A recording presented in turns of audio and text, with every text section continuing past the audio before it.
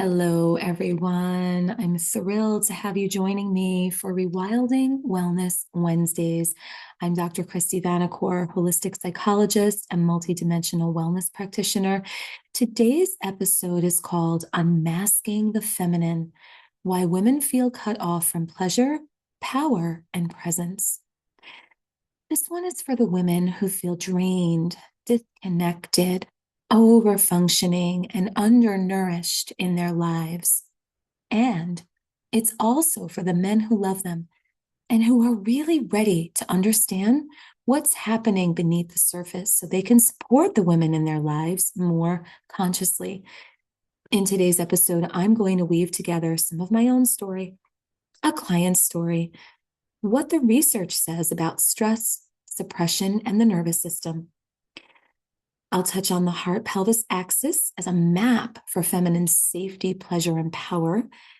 And of course, give you practical practices that you can implement in your life today, whether you're a woman reclaiming yourself or a man wanting to hold safer space. So today is all about why women feel cut off from pleasure, power, and presence. Once again, I'm Dr. Kristy Vanacore.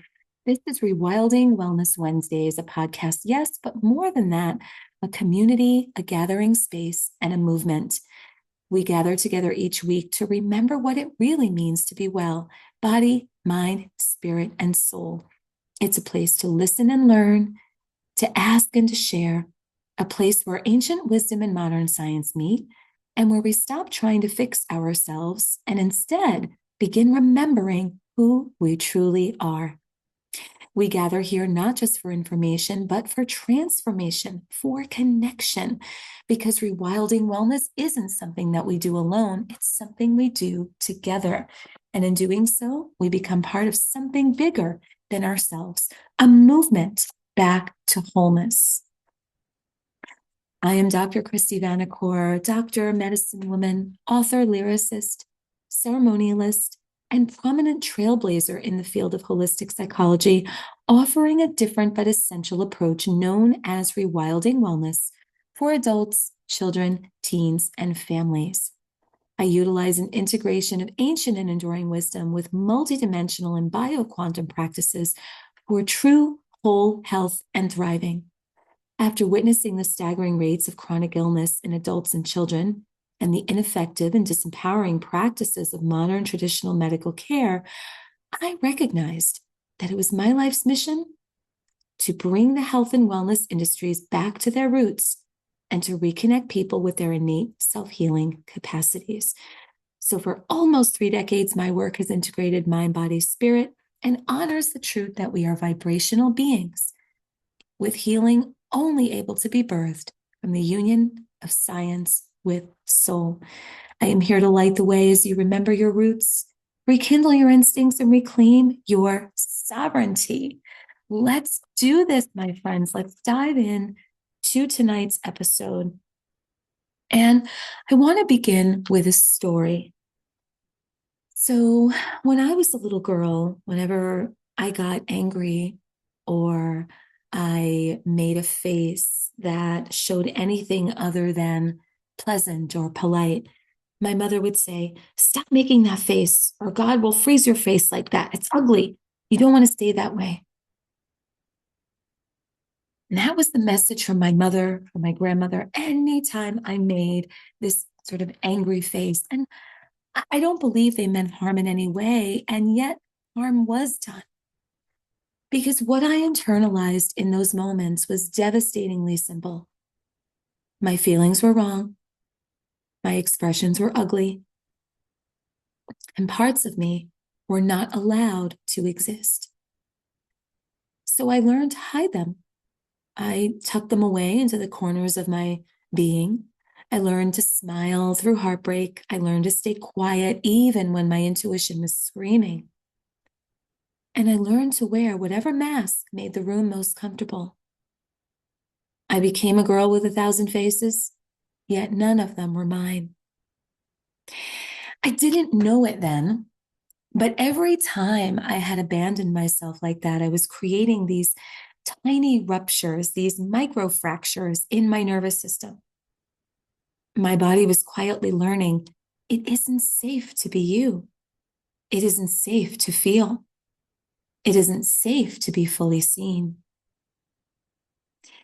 And like so many women, I became an expert in people pleasing, not because I was nice or low maintenance or anything like that, but because my survival system was trained to scan the room, anticipate everyone else's needs, and disappear myself to keep the peace. And the body, well, it always keeps the score. And for me, that eventually showed up as exhaustion, burnout, hormonal chaos, debilitating anxiety, insomnia, inflammation, and the endless and incessant questioning of, but I have a beautiful life, so why do I still feel so unhappy and disconnected and detached? This is the story of the masking of the feminine. And sadly, it really is heartbreakingly common. So let's ground this in some science here for a moment.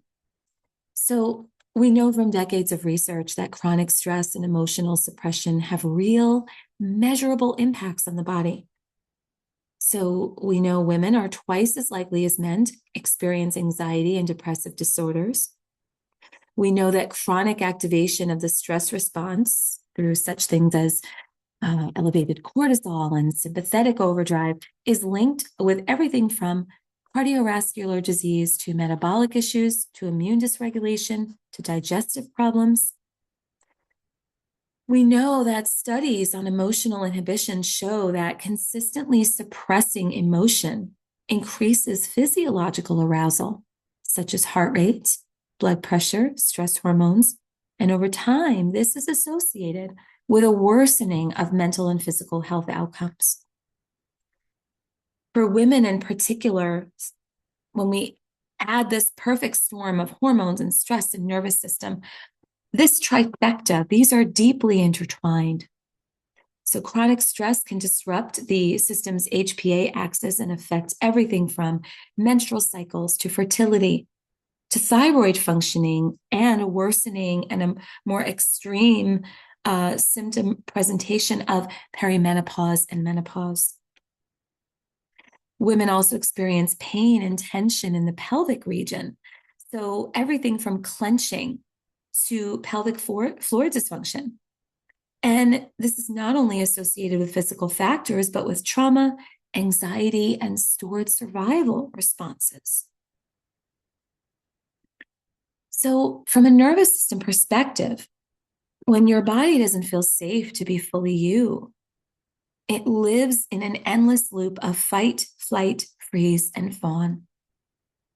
Now, fawn, which is just a nervous system survival strategy, is the one that most women don't recognize because on the surface, it looks like being nice and helpful and accommodating and being the strong one. But underneath that, the system is braced. The jaw is tight. The chest is armored. The pelvis is clenched.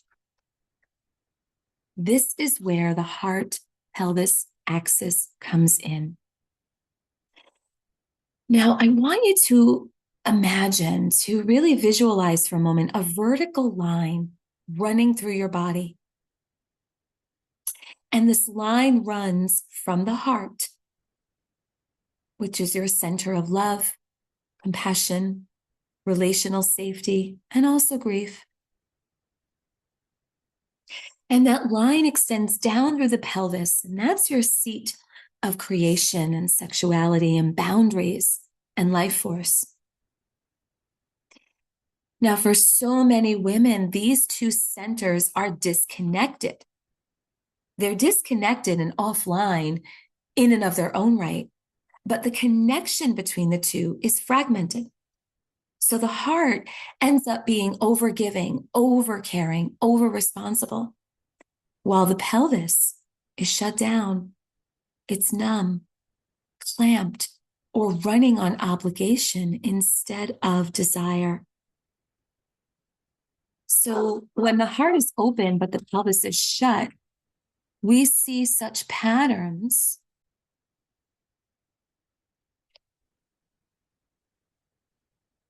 We see such patterns as overgiving without boundaries, nurturing everyone but yourself, collapsing into a state of exhaustion, resentment, and shutdown, and feeling emotionally available, but not connected to your own pleasure or needs.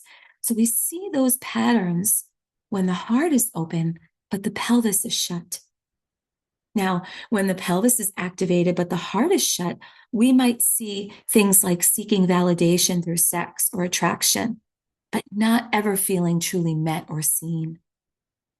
We might use performance or seduction to feel powerful, but again, not really being seen with any depth and dimension. We might experience a sense of going through the motions without any genuine intimacy. Now, when both are shut down, both the heart and the pelvis, we see numbing, disconnection, depression, and a sense of moving through life as though you're behind glass, just watching it and not participating. So the truth is that safety, pleasure, presence require the heart and pelvis to be in relationship, a relationship in which the heart can feel and express its truth, and the pelvis can hold healthy boundaries, desire, and a grounded yes or no. When that happens, the nervous system can begin to register, it is safe to be me. It is safe to feel. It is safe to be in this body. And when that happens, that's when women report that it's like they come back to life. They feel more alive. They have clearer intuition and instincts. They have less anxiety and fewer stress symptoms. They're less overwhelmed. They experience more authenticity in their relationships. They can experience better sex and more true desire. And they have a sense of actually being here, being present in their own lives and not just performing a role. So let me share a brief example here from a client. I'll call her Maya. So Maya came to me in her mid-40s. And on paper, Maya had it all: a stable marriage, children, a successful career. But inside, Maya was unraveling. She was completely exhausted, disconnected from her body, chronic digestive issues, migraine headaches, insomnia, little to no sex drive, little to no interest in much of anything in her life. And in her words at the time, I am a robot simply performing the duties of my life. In the early stages of our work together, we discovered a long history of Maya having grown up with an alcoholic parent, a home life in which she had to walk on eggshells to keep the peace. And yet she was endlessly praised for being a good girl and the strong one and the responsible one. Her body had spent decades in a fawn response, people pleasing, endlessly smoothing things over, taking care of everyone and never asking for what she truly needed. In our time together, when I invited her to place one hand on her heart and one hand on her pelvis, she nearly exploded into tears.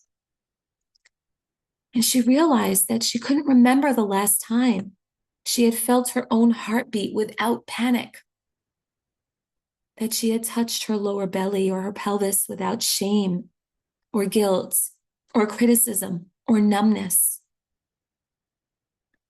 She couldn't remember the last time that she asked herself what she desired in her work, in her daily life, in bed, So we spent some time working very gently with everything from her breath, sound medicine, micro movements, her spine and hips, regulating her nervous system, having some honest conversations about boundaries, as well as her desire and longing, and slowly reconnecting this heart-pelvis axis. Through the course of our work together, Maya began to notice less jaw tension, less clenching in her pelvic floor. When she began tracking her menstrual cycle, she noticed fewer migraines around that time. When she assessed her relationship with her husband, she noticed more honest communication. She noticed more moments of genuine desire with her husband instead of obligation. And she felt this new, very unfamiliar sense of, I am allowed to exist as myself. Now,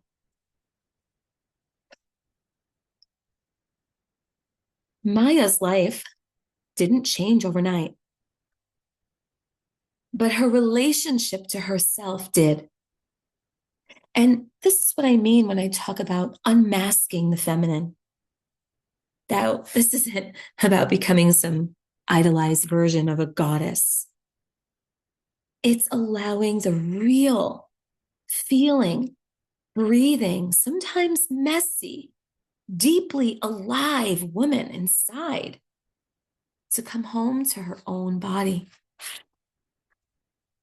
That is how we activate that portal inside of us. Now, I want to pause here and I want to invite the men who are listening. I want to bring you in as allies here. I want to speak directly to you for a moment. First of all, thank you for being here. Thank you. If there's a woman in your life, maybe a significant other, your wife, a partner, maybe your daughter or your mother or a sister or a friend. And if you've got one of those women in your life who feels burnt out and numb and overwhelmed and shut down, or like she's always on, well, please know that it is almost certain that her nervous system has been carrying the weight of emotional labor, generational conditioning, people pleasing, and living in a world that often demands of her to be small, quiet, and agreeable. Now, men, my brothers, you cannot heal this for her. I will repeat that. You cannot heal this for her, but you can create an environment of safety that makes healing possible. That is your job as the divine masculine, to support the creation of an environment of safety that allows your wife to heal, your significant other to thrive, your daughter, your mother, your sister, your friend to restore their truth. Now, we'll get into some practical tools in a moment, but I want you to hear this clearly. When you honor her no, when you welcome her feelings without trying to fix them, when you take responsibility for your own emotions, when you share the load emotionally and physically, when you encourage her to rest, to feel, to expand and take up space, you're not just being a good guy. You are actually, in those moments, participating in breaking a lineage of silence and suppression. And this helps everyone, your relationship, your children, your own heart and nervous system. It's important work. It's powerful work. Really powerful.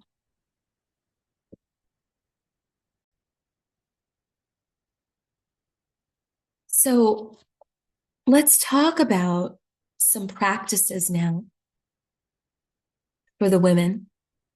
How to unmask yourself in your body. And you can begin these practices today. So if you're listening to this and you're like, yes, this is me. I am cut off from my pleasure, my power, my presence. This is me. Then begin these practices today. This is just a start. It's just the foundation. And yet the foundation is vital. It's the vital starting point. So the first practice is a heart pelvis hand practice. Okay.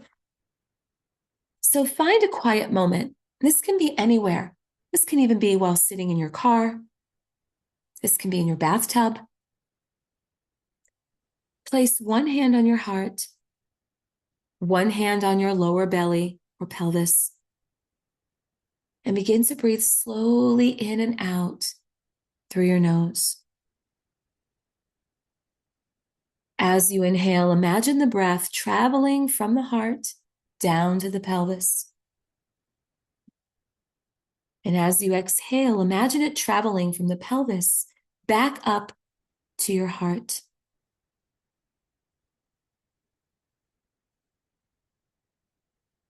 No need to force anything. Just notice. Is one area easier to feel? Does one area feel more numb or tight or buzzing or some kind of sensation?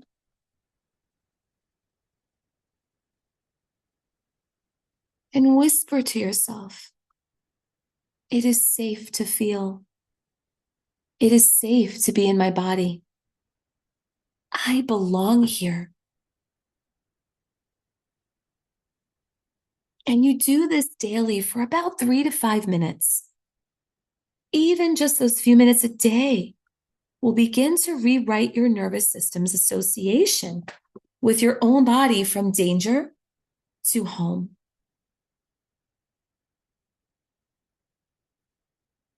The next practice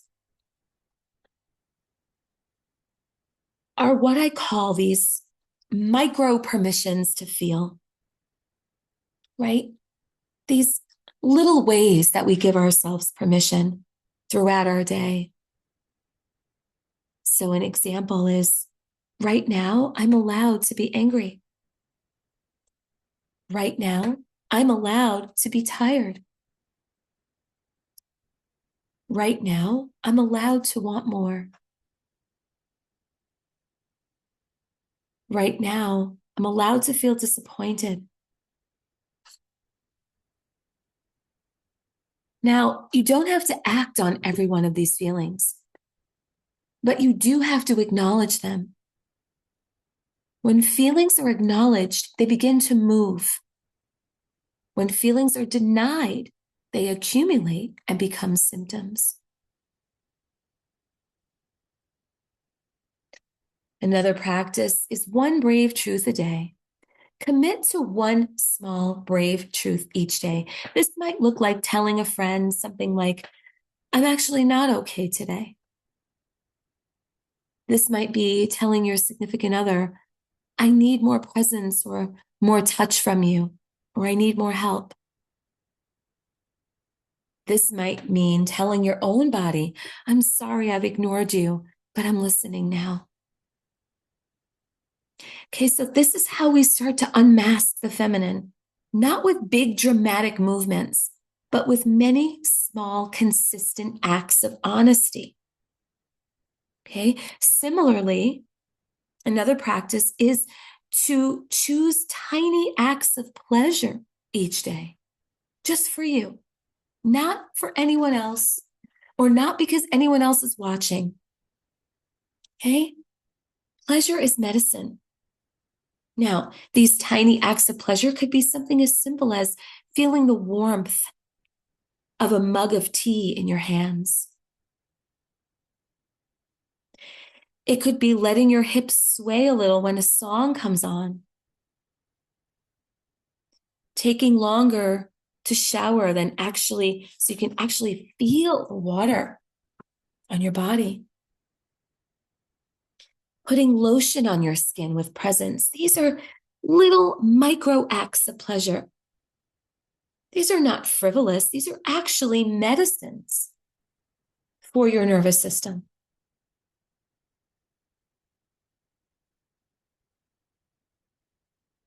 Pleasure, in its truest sense, is regulation. It tells the body, we are allowed to receive. We are allowed to rest. We are safe. We are worthy. So, ladies, try those practices. Begin them immediately and start to notice the shifts. Now, for men, back to my brothers here. I'm about to offer you some practices that will allow you to support the women in your world without trying to fix them.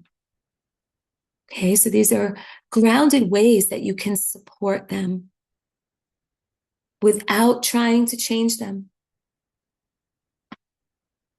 So, first practice is listening without repairing.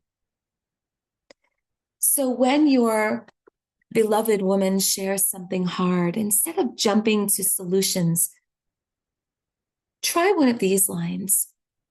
Thank you so much for telling me. Or, that makes sense. Or, I'm here with you. Or even, I get it, I understand. You can ask questions like, do you want me to help problem solve? Or would you prefer that I just listen right now? This is a big one. This is a huge one, actually. Because so many women, and men do this too, but mostly women, we do this. We make the mistake of thinking that our significant other can read our mind, that they should know what we want, so we shouldn't have to tell them. No. Right? So get comfortable asking, do you want me to help you solve the problem or just listen?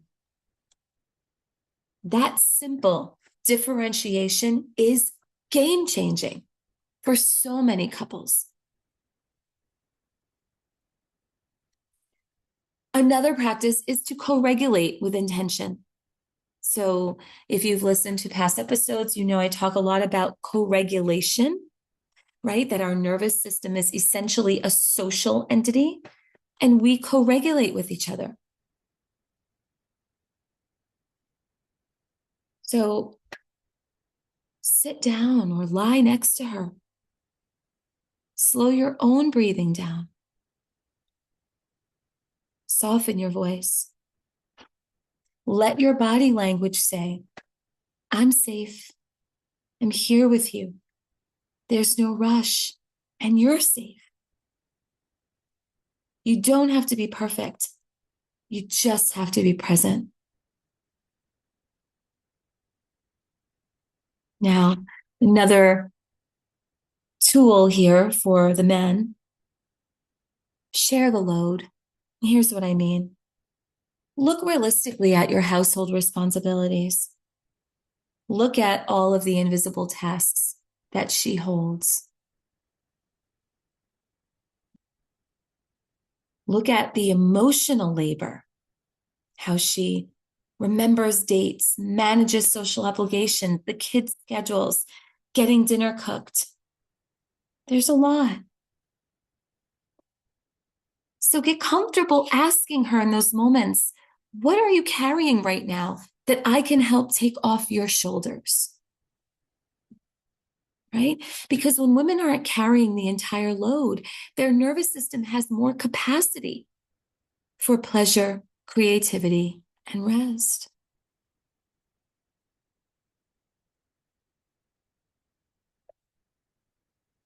Another practice encourage, but don't police her boundaries.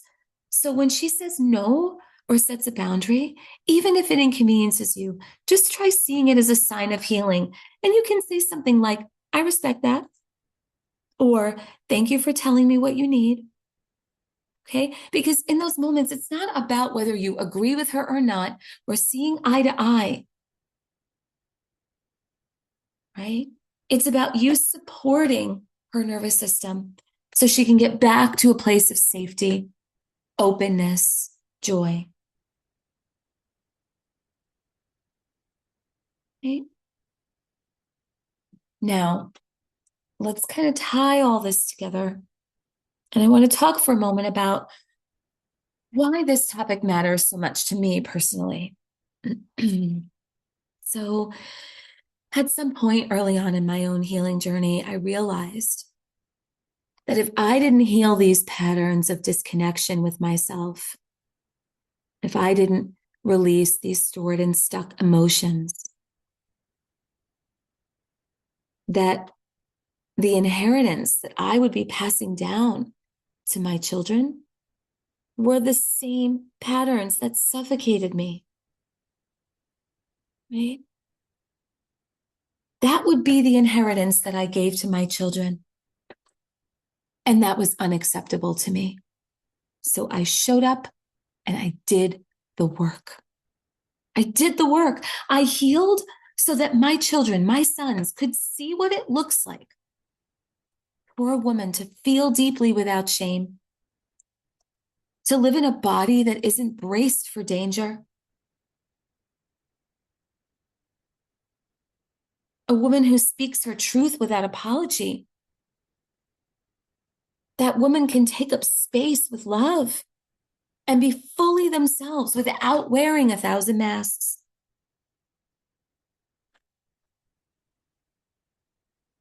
Right? This is how we begin to fortify and curate a legacy for those who come after us. This is how we remind ourselves that our bodies are not things to be controlled or judged or silenced.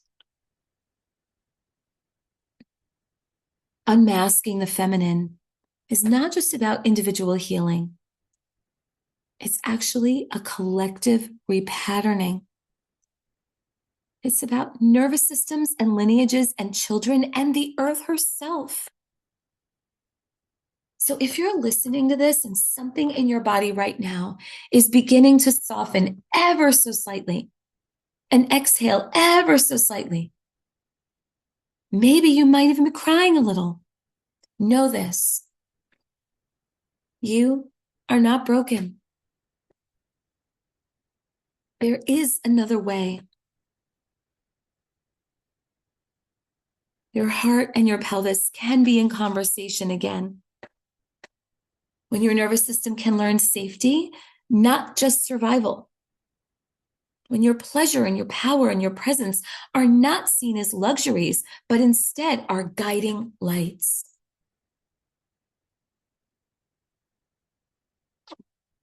That's what this work is all about. It's important work. It's vital work for us and the generations who are watching you every single day.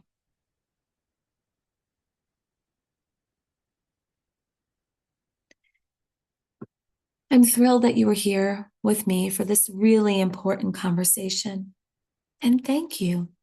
Whether you're a woman or a man, thank you for doing this work for yourself, for your significant other, and for the generations who are watching and learning from you. This is Rewilding Wellness.